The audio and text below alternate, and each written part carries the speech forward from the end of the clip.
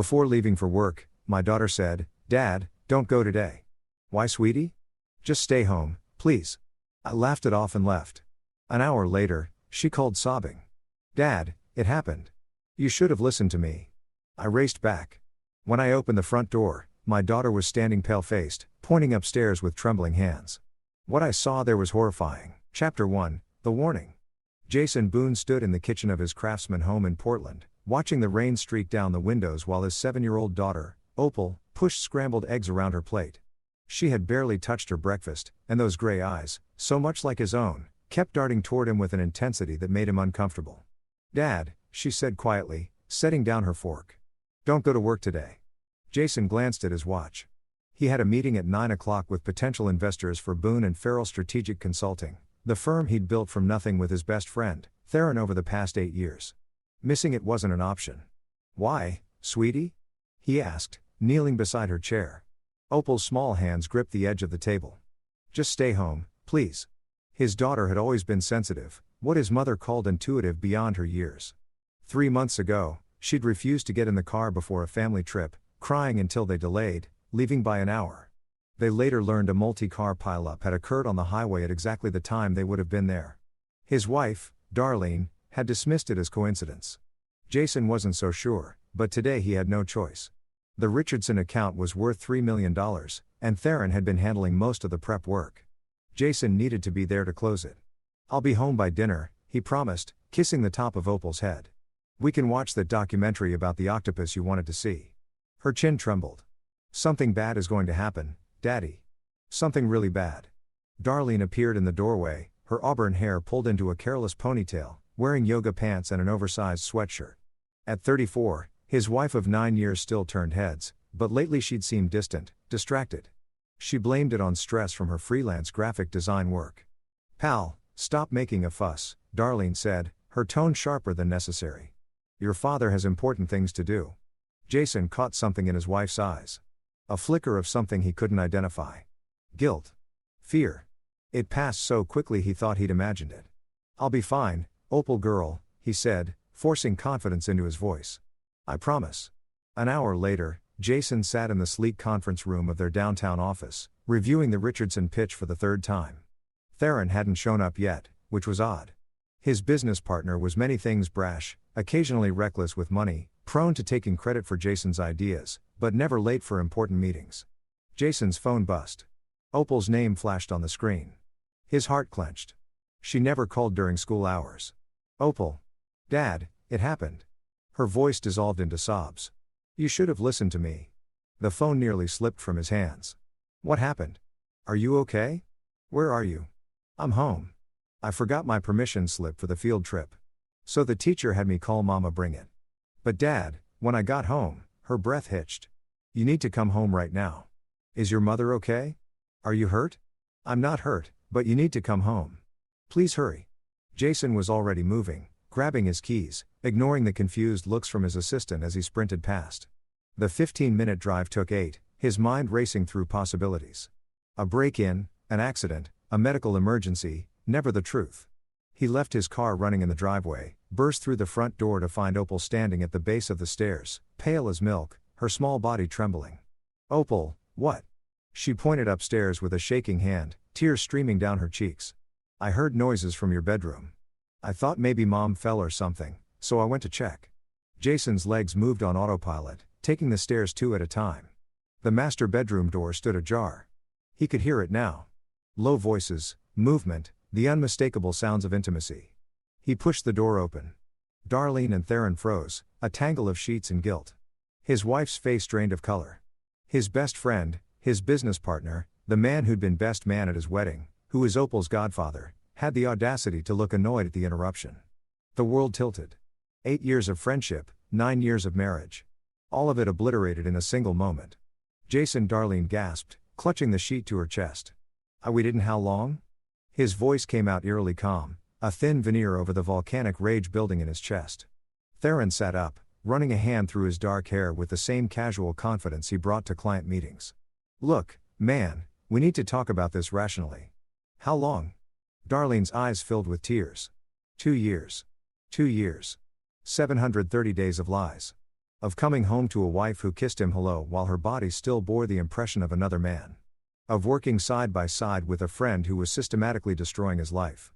Get out, Jason said quietly. Both of you. Now, Chapter 2. The depths of betrayal.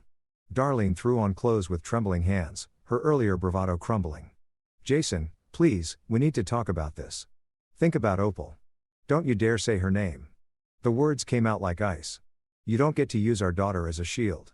Though was dressing with infuriating slowness, his expression shifting from caught red-handed to something more calculated. Jason recognized that look. It was the same one Theron wore when he was planning his next move in a negotiation. You're not thinking clearly, the said.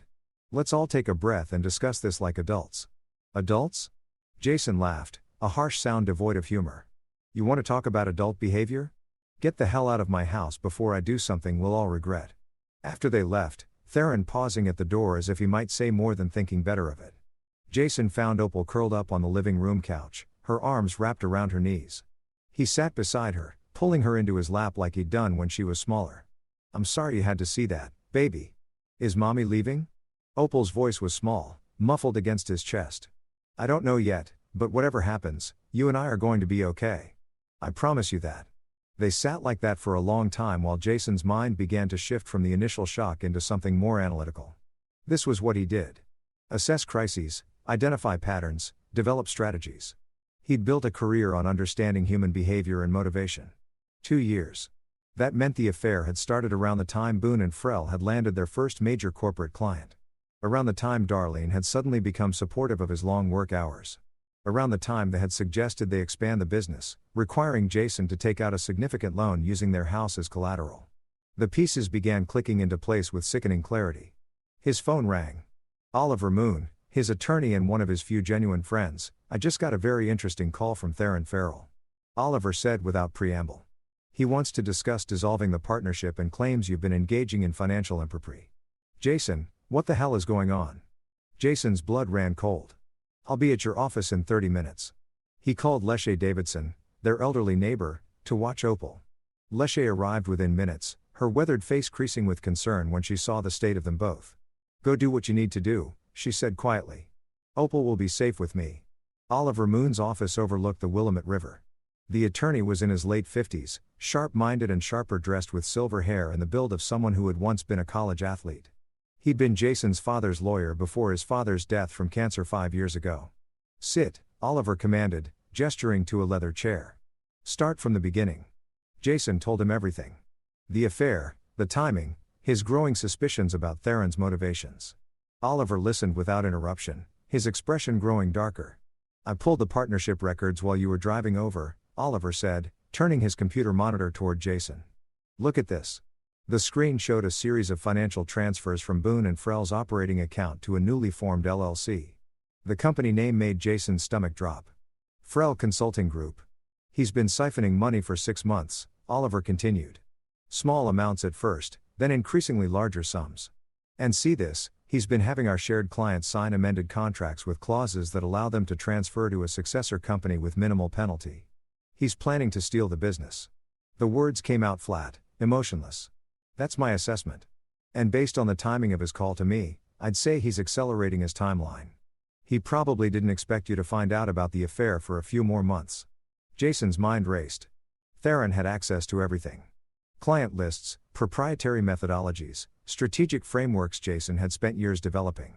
The non-compete clause in their partnership agreement had a loophole had insisted on adding 3 years ago. At the time, Jason had thought it was paranoia about being locked out of the industry if things went south. Now he understood it was premeditation. There's more, Oliver said grimly. The loan you took out 6 months ago to expand the office. Theron added you as the sole guarantor.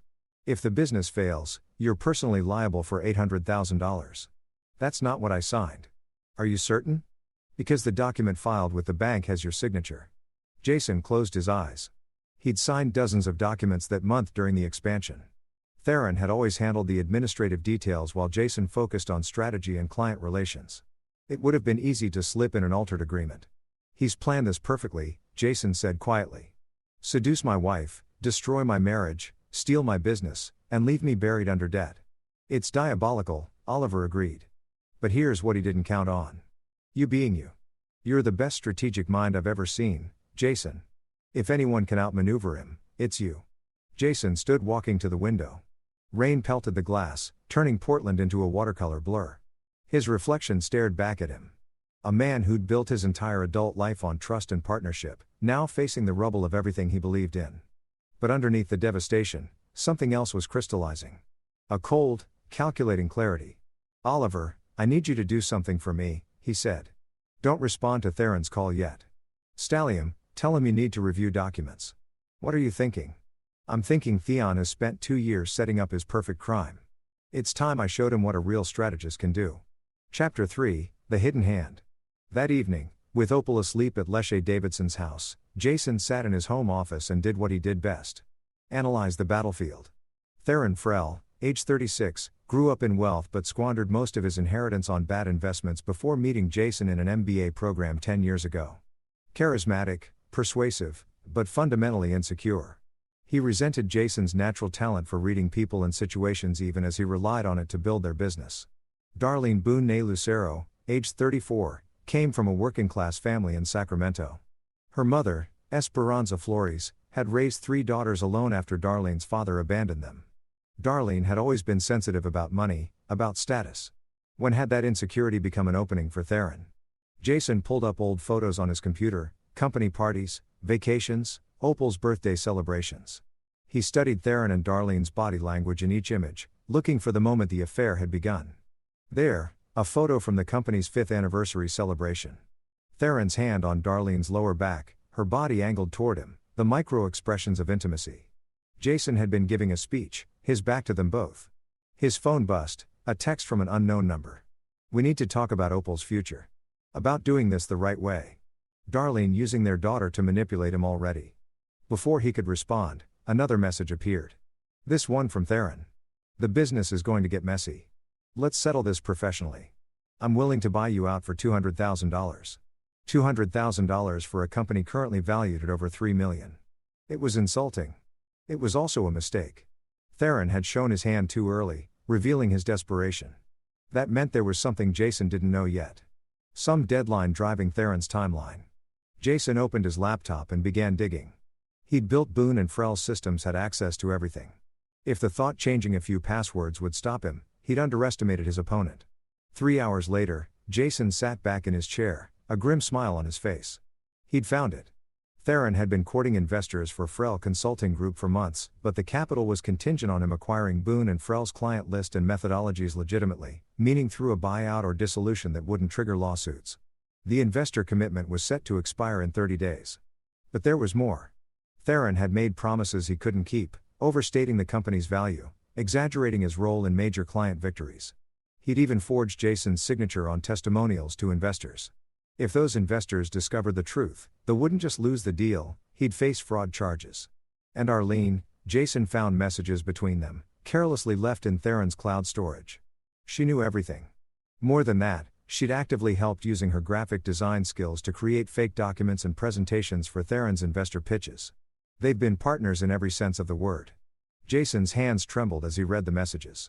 In one, Darlene wrote, "He still doesn't suspect anything. He's so trusting it's almost pathetic. Once you have the company, we can file for divorce and I'll get half of everything anyway. Then we'll be set." Theron's response, "You're brilliant. We'll be in Bali this time next year, and he'll be drowning in debt." Poetic justice for always acting like he's smarter than everyone else. The words cut deeper than the affair itself. This wasn't passion or weakness. It was calculated cruelty. Jason closed the laptop and walked to his liquor cabinet, pouring 3 fingers of whiskey. He didn't drink it. Instead, he stared at the amber liquid, thinking about his father. Malcolm Boon had been a civil engineer who built bridges across 3 continents. But his real expertise had been in understanding structural weaknesses, the tiny flaws that under the right pressure would cause an entire system to collapse. Every structure has a breaking point. His father used to say, "The key is knowing where to apply force." Jason had built a career on that principle. He'd helped companies identify their structural weaknesses, taught them to shore up vulnerabilities before competitors could exploit them. Now it was time to apply those same skills to a different kind of structure. He and Darlene had built their betrayal on several key supports. Secrecy, timing, financial leverage, and Jason's expected emotional devastation. Remove those supports and the entire thing would collapse. But it had to be done carefully, strategically. Jason pulled out a notebook, paper, not digital, nothing that could be traced or hacked, and began to write. At the top of the page, he wrote one word, architect. That's what he'd always been really, not just of buildings or businesses, but of outcomes. He'd spent 10 years learning to design scenarios where clients emerge victorious while their competitors never even understood what had happened. Now he would architect something else entirely, not just revenge, justice. By dawn, he had the framework. It would take precision, patience, the willingness to hurt in the short term for victory in the long term. But first, he needed allies. He picked up his phone and made 2 calls. The first to Oliver Moon.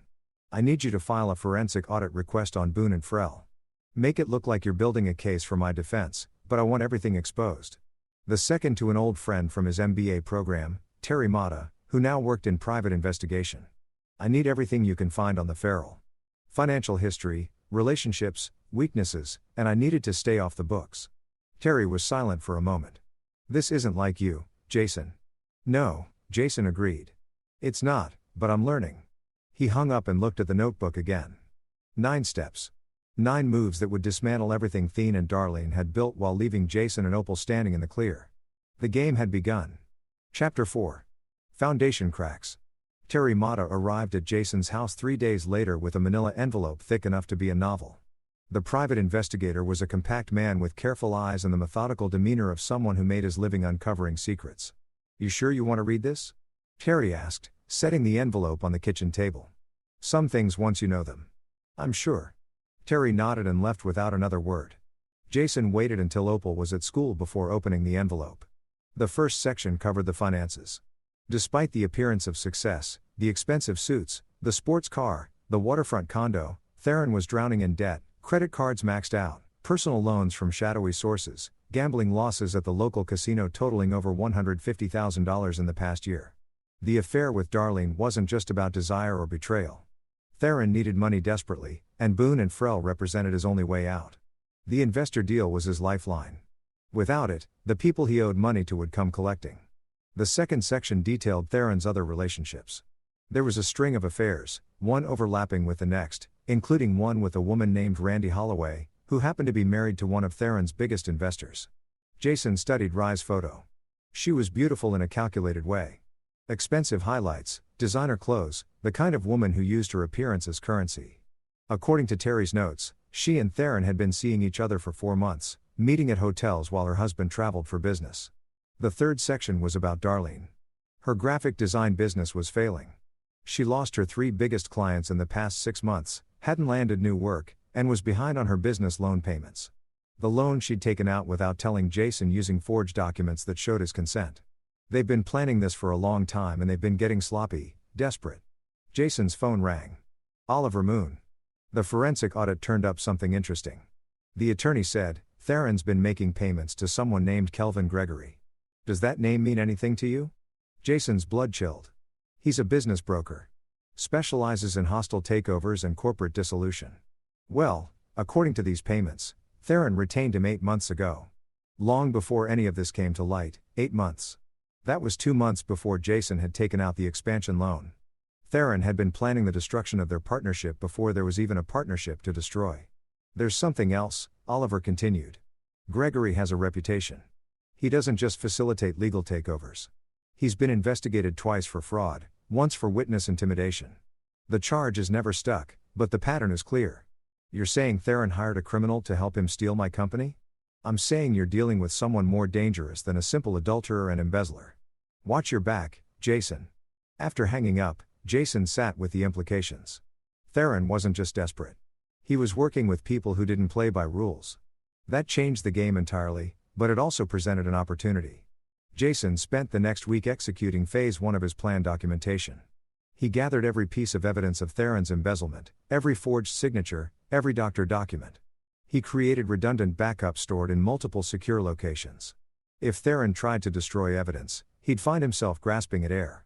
Simultaneously, Jason began playing the role of the defeated husband. He sent Darlene a text. We should talk about custody arrangements. I don't want to make this ugly. Her response came immediately. Thank you for being reasonable. I know this is hard, but it's for the best. We can co-parent Opel beautifully. The audacity of it almost made him laugh. She actually thought she'd won. He wrote, "Let's discuss the buyout. I want this over with." Theron's reply was magnanimous. "I'm glad you're being mature about this. We can both move forward. I'll have Gregory draw papers." Perfect. Let them think he was broken, defeated, ready to surrender. Let them get comfortable in their victory. Meanwhile, Jason made another call. This one to Federico Davidson, Leche's nephew, who worked in investigative journalism for the Oregonian. They met at a coffee shop downtown, raining on the windows. "I need to show you something," Jason said, sliding a flash drive across the table. "But you can't run with it yet. Not until I give you the word." Federico examined the drive with a skeptical look of someone who'd been burned by sources before. "What's on it?" "Evidence of corporate fraud, embezzlement, and conspiracy. Names you'll recognize. A story that'll make your career." "Why wait?" "Because timing is everything. Run it too early and the people involved will scatter, destroy evidence, claim victimhood. Wait for my signal and you'll have them dead to rights with no way out." Federico pocketed the drive. "You're playing a dangerous game, Jason." "No," Jason corrected. "I'm finishing one someone else started. I'm just better at it than they are." Chapter 5. Strategic Deception. 2 weeks after the discovery, Jason sat across from Kelvin Gregory in the man's downtown office. Gregory was in his 50s, impeccably dressed with the empty smile of a career predator. On his desk sat a buyout agreement that would transfer Jason's share of Boon and Frell to Theron for $200,000. "This is very fair considering the circumstances," Gregory said smoothly. "Mr. Frell is being generous." Jason scanned the document. It was a masterpiece of legal manipulation. Signing it would leave him with nothing while absolving the of any wrongdoing. It would also void the non-compete clause for Theron while binding Jason to a 5-year restriction. "I'd like my attorney to review this," Jason said mildly. Gregory's smile tightened. "Of course, but Mr. Frell's offer expires in 72 hours. After that, I'm afraid the terms may become less favorable." "Is that a threat, Mr. Gregory? Simply a business reality?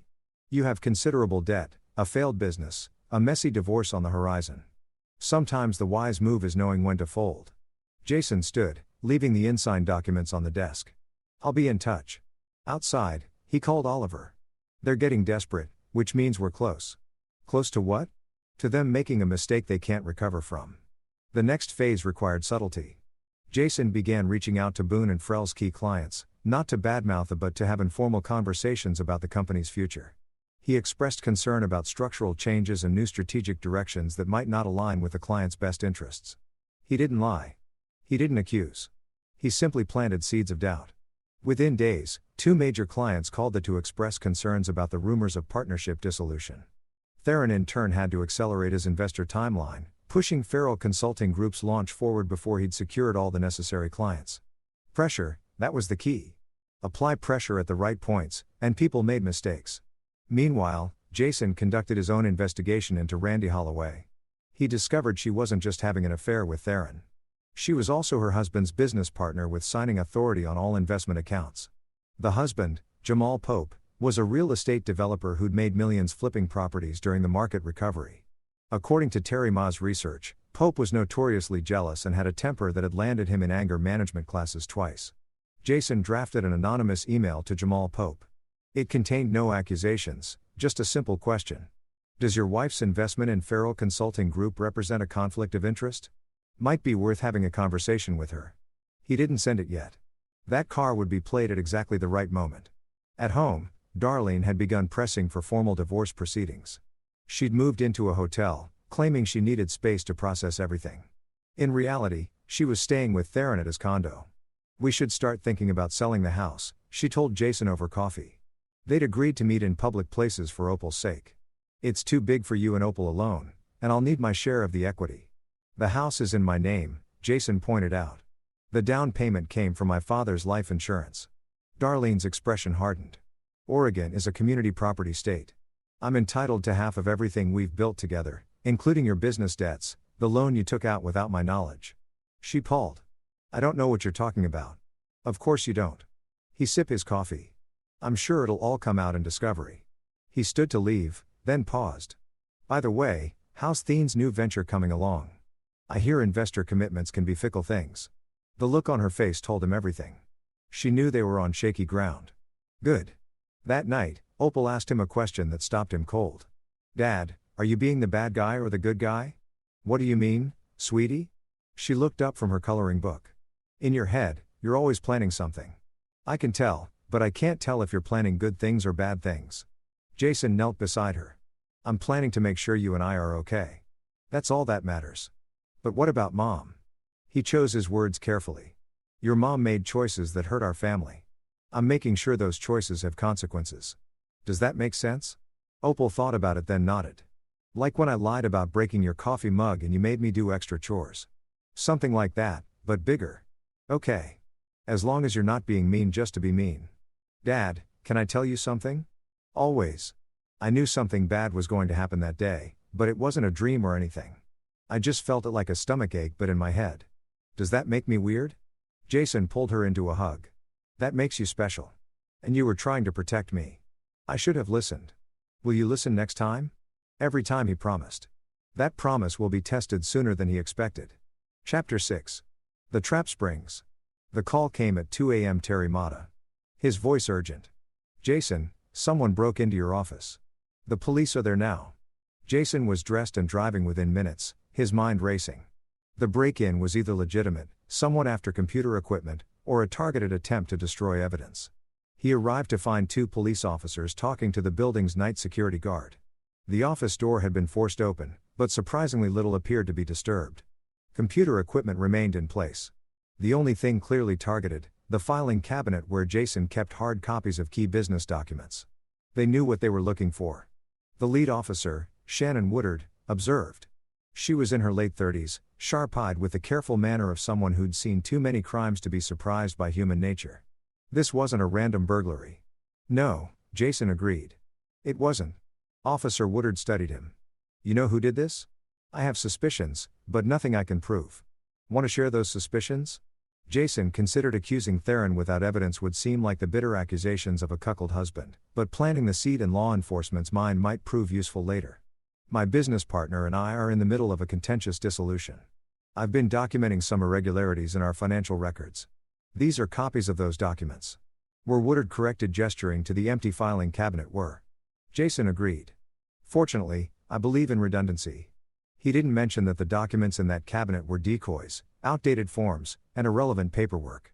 The real evidence had been digitized and backed up months ago. Let the think he'd won this round.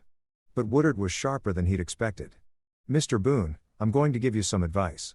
Whatever you're planning, whatever game you're playing with your partner, make sure you stay on the right side of the law. Revenge has a way of making people do stupid things. I appreciate the concern, officer, but I'm not interested in revenge. No. What are you interested in? Justice, Jason said simply. There's a difference. Back home, Jason sent a carefully crafted message to Theron. I know what you did. This is over. Theron's response came within minutes. I don't know what you're talking about, but maybe we should meet face to face. Clear the air. They agreed to meet at a neutral location, the lobby bar of the Heathman Hotel. Jason arrived early, took a corner table where he could see the entire room. When they walked in, Jason barely recognized his former friend. The man looked haggarded, his usual confidence replaced by something more desperate.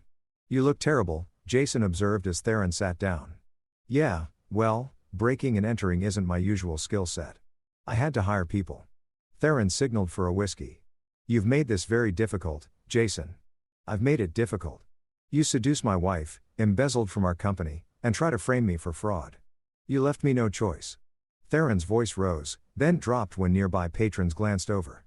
You with your perfect strategic mind, your natural talent. Do you know what it's like? Always being in someone's shadow, having clients tell you they really want to work with a smart one. So, this is about your ego. It's about survival. I'm buried in debt, Jason. People I owe money to aren't the type to wait for payment plans. Farrell Consulting Group was supposed to save me. Was Jason caught the past tense? Theron's jaw tightened. Your little conversations with our clients have spooked them. Half are reconsidering their contracts and the investors are getting cold feet because they're hearing rumors that the business is built on stolen methodologies. Imagine that. You're destroying everything. Not just for me, but for Darlene, too. We had plans, a future. You should have thought about that before you decided to burn down my life. Theron leaned forward, his voice dropping to a dangerous whisper. Sign a buyout, Jason. Take your $200,000 and walk away because if you don't, Things are going to get very unpleasant for you. Gregory has connections. He can make your life a living hell. Are you threatening me? I'm warning you. As a friend, Jason laughed, a cold sound. We stopped being friends 2 years ago. You just forgot to tell me. He stood to leave. Theron grabbed his arm. You think you're so smart, but you're not the only one who can play games. No, Jason agreed, pulling free. But I'm the only one who wins them. As he walked out, Jason sent 2 messages. The first to Jamal Pope, the anonymous email about Rye's involvement with Theron along with a photo Terry had obtained of them entering a hotel together. The second to Federico Davidson. Stand by. The story breaks in 72 hours. The final phase was beginning. Chapter 7. Controlled demolition. Jamal Pope's response to discovering his wife's affair was volcanic and public. Within 24 hours, he'd pulled all investment commitments from Farrell Consulting Group, frozen Rye's access to their joint accounts, and filed for divorce. But more importantly, he'd started asking questions. Questions about where his money had been going, what promises Theron had made, what exactly Randy had been signing off on during her business meetings with Theron. An independent audit revealed that Randy had been funneling Pope's investment capital to Theron ahead of schedule without proper documentation or oversight. It looked less like legitimate business investment and more like money laundering. Suddenly, Theron didn't just have angry investors. He had the attention of federal investigators. Jason watched it unfold from a distance. Each piece falling into place with the precision of a demolition sequence. He designed it that way, not directly doing anything illegal, but creating the conditions where Theron's own actions would destroy him. Darlene called, panicking. Jason, you have to do something. They're investigating Theron. They think I was involved in fraud. Were you? Silence. I helped with some documents, she admitted. Graphics, presentations. I didn't know he was lying to investors. Didn't you? I didn't. Look, we need to talk about protecting Opel. If this goes to trial, Opel is protected. She has me. What you need to worry about is protecting yourself. He hung up. Oliver Moon called an hour later. Gregory just contacted me. He wants to broker a deal. They'll void the buyout agreement and split the company's liquidation assets 50-50 if you agree not to pursue criminal charges against the what did you tell him? That I'd relay the message. Jason, this is a good deal. You get almost $1.5 million. Clear your debts and walk away clean. No. No. This isn't about money, Oliver. This was never about money. Then what is it about? Jason thought about his daughter's trembling hands pointing upstairs. About 2 years of calculated lies, about the smug satisfaction on Theron's face when he'd suggested Jason should be rational. It's about making sure this never happens to anyone else. Theron and Darlene try to destroy me because they thought I'd roll over. Gregory makes a living helping predators steal from trusting partners. They all need to understand there are consequences. You're talking about scorched earth. I'm talking about justice. 2 days later, Federico Davidson's article hit the Oregonian's front page. Local consultant accused of defrauding investors' partners. It was meticulously researched. Every claim backed by documentation Jason had provided. In named names, Theron Farrell, Gregory detailed their methods, their history of questionable deals. But what made the article devastating was its human angle. Federico had interviewed 3 other entrepreneurs who'd been victimized by Gregory's hostile dissolution tactics, always following the same pattern. Befriend, betray, legally plunder. Theron's face was plastered across the business section, looking guilty in a photo where he'd been caught mid-grimace at a charity event. The court of public opinion reached its verdict before lunch. By evening, Boon and Frell's remaining clients had terminated their contracts with Theron and reached out to Jason directly, asking if he'd consider continuing their relationships independently. Farrell Consulting Group officially died before it ever launched. Chapter 8. The Reckoning. The bankruptcy filing came first. Theron, drowning in debt and legal fees, had no choice. The casino loans came due, and the people he owed weren't inclined to wait while he sorted out his legal problems. According to Terry Mata, who continued to monitor the situation, Theron had to sell his condo, his car, everything of value. He moved into a studio apartment in a part of town where he'd once dismissed clients as not our demographic. But Jason wasn't finished. The documents Theron had stolen during the break-in, those were carefully planted fakes that included what appeared to be communications between he and Gregory about bribing a city official for favorable zoning decisions. Completely fabricated, but convincing enough that when they tried to use them to deflect from his own crimes, he only implicated himself in something worse. The forgery was obvious to anyone who looked closely, but they didn't look closely. He was desperate, cornered, and he played exactly the card Jason had left for him. When the district attorney's office investigated the bribery claim, they quickly determined the documents were fake, which meant Theron had just submitted false evidence to authorities, adding obstruction of justice to his growing list of problems. Darlene tried to distance herself, claiming she'd been manipulated by Theron, but the emails and messages Jason had recovered told a different story.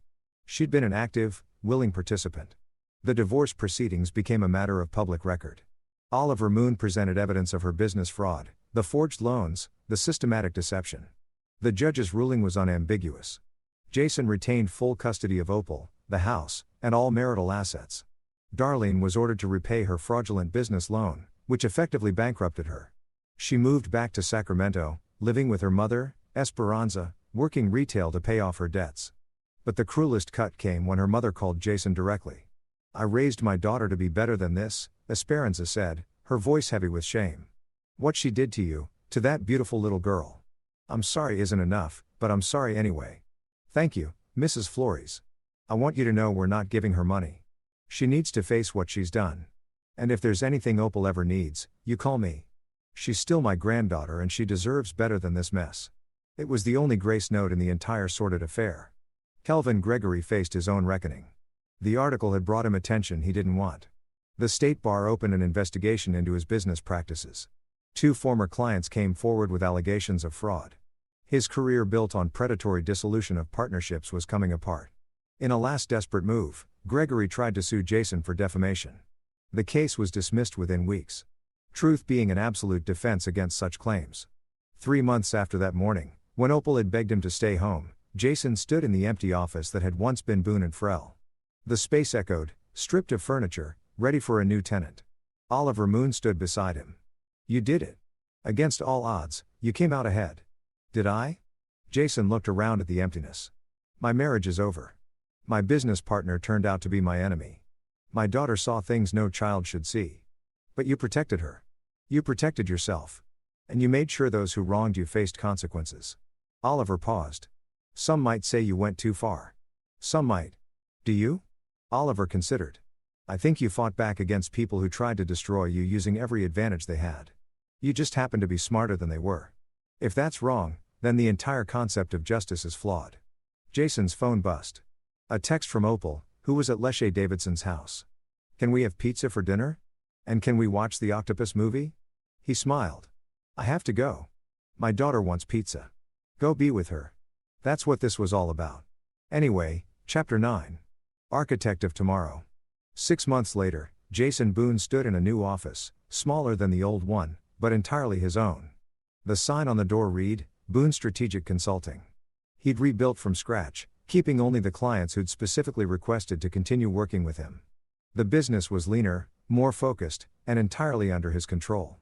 But more importantly, he created something new, a consulting service specifically for entrepreneurs who've been victimized by hostile takeovers, predatory partners, or business fraud. He called it the Phoenix Project. His first client was a woman named Christine Herman, whose business partner had attempted the exact same playbook Gregory specialized in. Jason had identified the pattern early, helped her document everything, and set up a legal fortress that made hostile takeover impossible. She'd walked away with her company intact and her predatory partner facing charges. "You saved my life," Christine told him during their final meeting. "Not just my business, my actual life. I've been where you are," Jason said simply. "I know what it takes to fight back." At home, Opel was thriving. The trauma of that terrible day had faded, replaced by the security of knowing her father would always protect her. She still had her intuitive moments, warning him before minor problems arose, sensing when people weren't trustworthy. He'd learned to listen. "Dad," she asked one evening while they were doing dishes. "Do you still think about Mom sometimes?" "Do you?" "Yeah, I miss her, but I'm also kind of mad at her." "That's okay. You can be both. Do you think she'll ever say sorry?" Jason dried a plate, considering his words carefully. "Maybe. But even if she does, it doesn't mean things go back to how they were.